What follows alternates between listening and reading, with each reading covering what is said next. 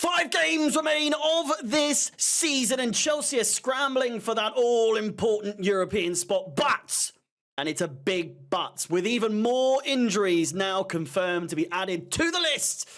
And our next game coming against Tottenham, have the Blues run out of time? As always, please do like the video, subscribe and hit the bell notification. It really, really does help you and myself, but you more importantly, so that you don't miss any content in the future. Chelsea currently sit 5 and 6 points respectively off of 7th and 6th place, with a game in hand over Newcastle and Manchester United, who occupy those positions at the moment, with Newcastle's goal difference sitting at 19/0.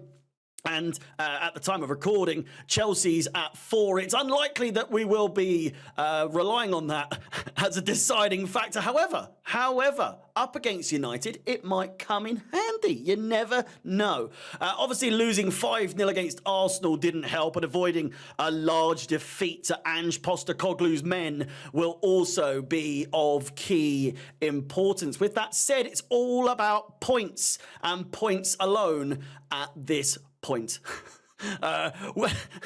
Newcastle can register a maximum of 65 points, and Manchester United 66 at this point in the campaign. For us, all we could possibly get at this stage is 63 if my maths is correct. So not only will we need to win all of our remaining games to get that points tally, we will also require Newcastle and or United to once again help us by way of dropping points. As we can see at Newcastle with this lovely graphic that I put together for you, that the production just never stops. It never ceases to improve. Burnley, Brighton, Manchester United and Brentford, their remaining games, 3 of which are away from home.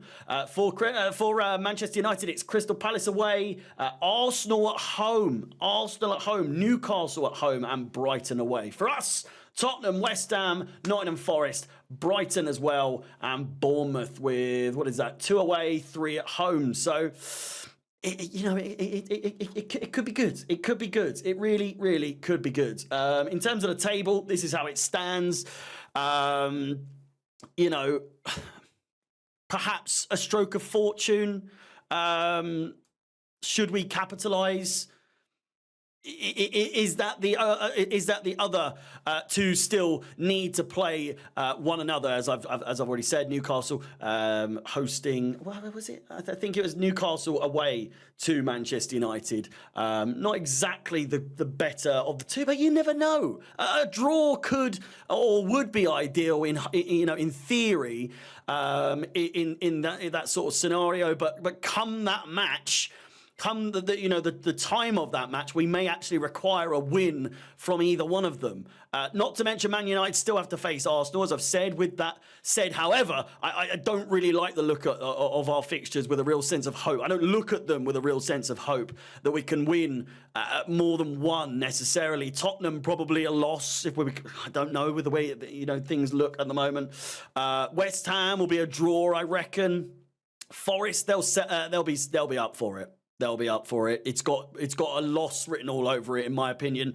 You can bet your bottom bippy that Hudson-Odoi is gonna have an impact as well. So I see a shock loss.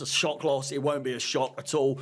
Brighton, I could see us winning against, and then a final day victory could be on the cards against Bournemouth. But with that proposed run of games, as I see it, it would only see us coming away with 7 points, taking our current total or our overall total at the end of the season to 55, which simply is not enough with the way things stand. Again, as I said, what is it? It's Man United are already on 54. That is right, isn't it? 750? No. Why are we? Are we ninth? We are ninth. We are ninth. But again, 55 points. It's just not enough, to be completely honest. Coming into this match, though, specifically, the press conference today went exactly as you'd expect. More injuries to add to the list. Now 14 people in that list. Absolutely ridiculous. Thiago Silva and Axel Disasi, the newest additions, leaving our defence, for the most part, pretty much fucked for this sort of match. Obviously, Chalobah's been doing well, but there's only so much that one man can do alongside Alfie Gilchrist, who is out of his depth, and Badia Shiel, who seems to just stink the gaff up a little bit, apart from when he gets an assist that doesn't count. I think we can expect to see much of the same that we saw against Arsenal. Gilchrist coming in on the right, etc., etc. I'll get into that, the lineup, in just a second. Pochettino also mentioned that this game will be a great opportunity for the kids on the bench who will have a chance to play, which, regardless of what the meaning behind that is, how he's going to set up maybe some surprise entries with, maybe Washington playing, who knows, Kurd, I don't know. Depends how he feels about doing it. I saw someone today that said, in one of my videos, they commented saying that Pochettino deliberately fields sort of lesser players or less experienced players in games that he knows he's going to get outclassed in, i.e. the Arsenal game. And so that way he has a full-on excuse of, we're playing youngsters and all that. Might be reading into it a bit too much, but you never know. I see some truth to it, let's be honest. Just 2 wins in our last 5 in the league, 4 in the last 10. However, just the 1 loss, which did come away from home against Arsenal. At home, the record looks a lot better. Just 1 loss in 10 with 7 wins and 2 draws. Obviously, our last game at home was our 6-0 win over Everton. Will that play to, that much in this game? Will it come into play? Will it have an effect on the game, on the result? Probably not, but who knows? Who knows? Head to head, it's been pretty one-sided, actually, for as of late, for the most part. 5 wins in our last 7 meetings in the Premier League. Our last loss at home in the Premier League was back in 2018. I was there. I think I've said that a million times, but I was there for the first and only loss we've had at Stamford Bridge against Tottenham. Our most recent defeats in general to Spurs came in a 2-0 loss back in February of 2023.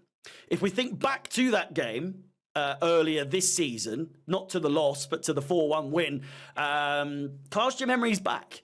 You'll remember that we were absolutely no means, would we have won by the large margin that we did without those 2 red cards. Obviously, it goes without saying. 1-0 down after 6 minutes. Obviously, a crazy game, as it always tends to be when these 2 teams meet. But let's not fool ourselves into thinking that this will be the same as last time in an absolute rout that it was in the end. Spurs will be coming for revenge. They'll be looking for a first away win against us in the league since 2018, as I said, and a second ever win at the Bridge. With our team looking the way that it does right now, I don't see that being a tricky task for Spurs. But again, not to mention, they will be a little bit frustrated after their loss to Arsenal a few days back.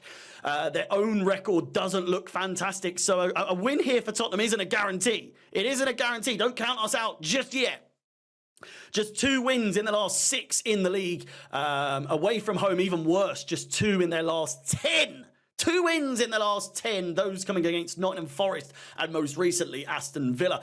They'll be coming to fix some issues against their fierce rivals in Chelsea, of course. A goal-scoring record as well, pretty shocking, conceding 8 in the last 3 away games away from home and scoring just 1 in that time. With our defence looking the way that it does right now, they could absolutely level that tally out.